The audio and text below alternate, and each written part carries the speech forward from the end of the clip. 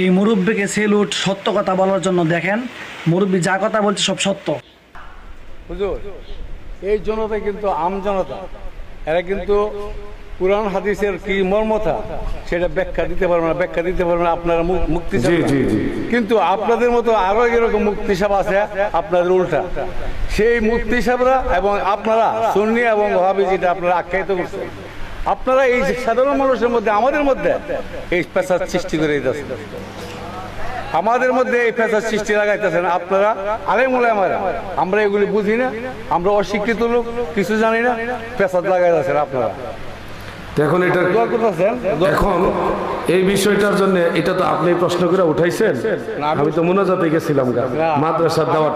মাদ্রাসার কথা উড়েছে কে? এখন কে উড়াইছে মাদ্রাসার কথাটা? মাদ্রাসার কথা কর্তৃপক্ষ বলছে যে মাদ্রাসার দাওয়াত বলছে, যিনি বলছেন সে কে?